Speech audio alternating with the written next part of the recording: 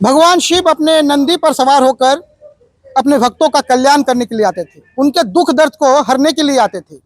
पर उसी नंदी महाराज को ढाल बनाकर कुछ लोग ठगी करने के लिए पहुंच रहे हैं परलकोट क्षेत्र में। सावधान हो जाइए, ये खबर आपके लिए है, तो अंत तक देखिएगा। नमस्कार, मैं राजेश हालदार और आप छत्तीसगढ़ बायोस्कोप देख रहे हैं। आप मेरे पीछे जो गाड़ी देख रहे हैं वहां पर भगवान गणेश जी विराजमान है, वहाँ भगवान शिव जी विराजमान है और यहाँ पर लिखा है जय श्री राम। राम इस नाम के साथ पूरे देश की आस्था जुड़ी है, पर इनके लिए जो ठगी करने वाले उनके लिए राम नाम जपना पराया माल अपना, जो दूसरे का पैसा है उसको ठग लेना इनका काम है। और इस गाड़ी में वो गांव गांव पहुंचते थे। 6 आरोपी कुल गिरफ्तार हुए हैं। क्यों गिरफ्तार हुए हैं इसको भी सुन लीजिएगा, ताकि आपके पैसे बच सके, आप भी सतर्क हो सके।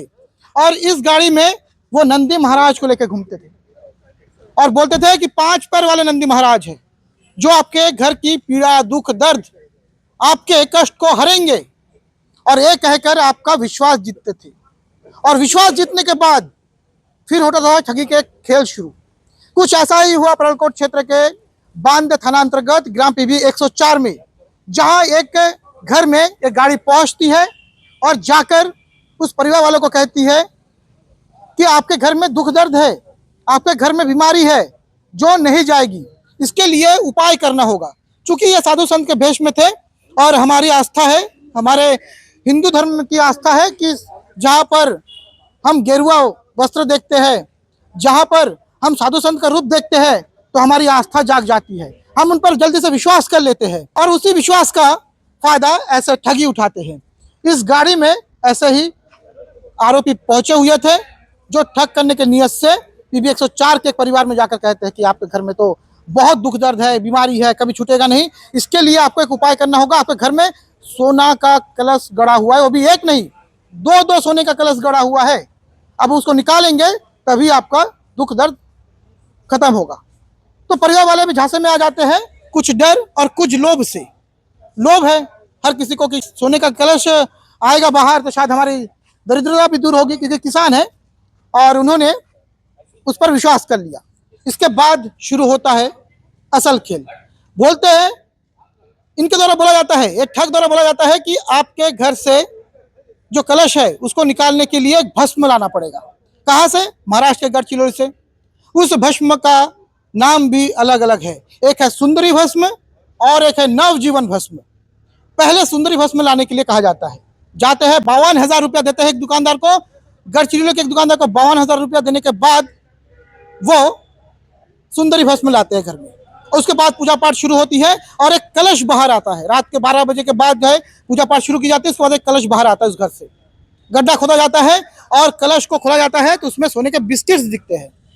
तो बोला जाता है ठग द्वारा कि ये बिस्किट को अभी नहीं निकालना है, इसको बांध के आप रख दीजिए और जब दूसरा कलश मिलेगा तभी इसको निकालेंगे। अगर आप इसको अभी निकालेंगे तो आपके घर में किसी की आकस्मिक मृत्यु हो जाएगी।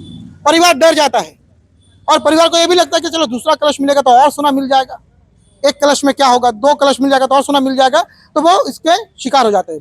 उसके बाद फिर दूसरा कलश निकालने की जद्दोजहद शुरू होती है, जिसके लिए अब नवजीवन भस्म का मांग किया जाता है। और इस भस्म की कीमत सुनकर आप हैरान हो जाएंगे। महज 1 ग्राम भस्म की कीमत लगभग 2 लाख से ऊपर है। तो उनको कहा जाता है कि आप भस्म ले आइए। फिर भस्म लाया जाता है, फिर पूजा पाठ किया जाता है, फिर पूजा पाठ में कुछ गलतियां निकाल लेते हैं ठग और बोलते हैं कि अब आपको और भस्म लगेगा। और तब तक जो वो परिवार है, वो परिवार 4,96,000 रुपया अपने मेहनत का दे चुका था। कुछ पैसे मक्का बेचा हुआ था तो उसका पैसा दिया किसान ने, उसके बाद कुछ उसके बेटे ने भेजा तो उस पैसे को भी दे दिया इन्होंने, और कुछ अपने परिवारों से उधार लिया और 4,96,000 रुपया दे दिए। उसके बाद आता है और एक भस्म का मांग कि अब आपको नवजीवन भस्म चाहिए, वो भी 3 ग्राम चाहिए, जिसका कीमत लगभग 6 लाख के ऊपर है। इसके पहले कि वो भस्म लाते, इनका पैसा खत्म हो चुका था और उनको लगा कि मैं तो अब ठगी का शिकार हो गया हूं। उसके बाद वो बांदे थाना आते हैं और आकर अपनी रिपोर्ट दर्ज करवाते हैं। फिर पखांजूर पुलिस और बांदे पुलिस की संयुक्त कार्रवाई शुरू होती है और उसके बाद 6 आरोपी धरे जाते हैं। नागपुर से इनको गिरफ्तार किया जाता है। 6 आरोपी अभी पुलिस की गिरफ्त में है, उनको जेल भेज दिया गया है। और उस सोने के कलश से जो 21 मूर्तियां निकली थी अन्नपूर्णा देवी की, वो पीतल के हैं। जब उनकी जांच होती है तो वो पीतल के निकलते हैं, जिनकी कीमत 7,000 रुपया भी नहीं हो।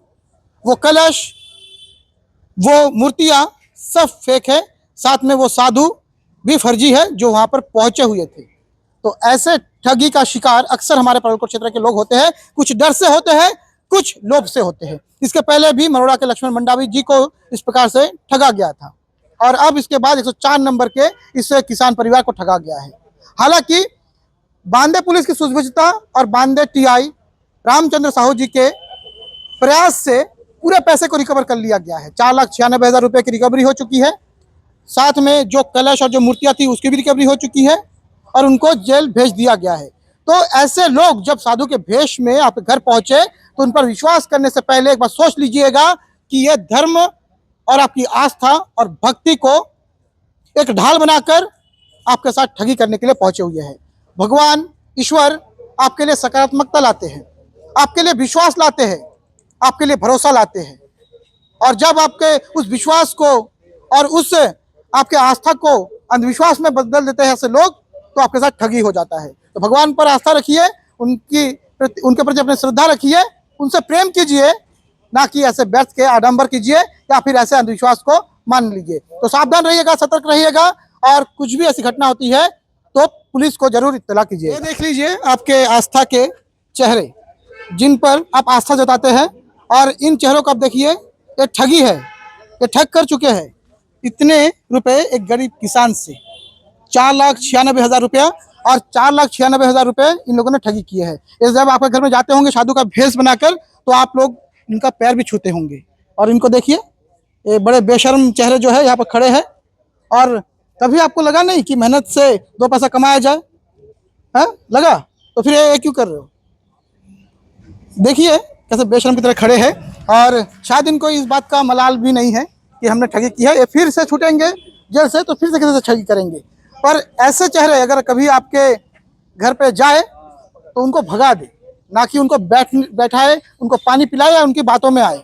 ऐसे आपके आस्था से खिलवाड़ करने वालों के ऊपर पुलिस ने कार्रवाई की है, और आगे भी कार्रवाई चलती रहेगी। अगर कोई ऐसा साधु के भेष में आपके घर में पहुंचे तो कोशिश कीजिएगा कि तुरंत पुलिस वाले को आप जानकारी दे दें।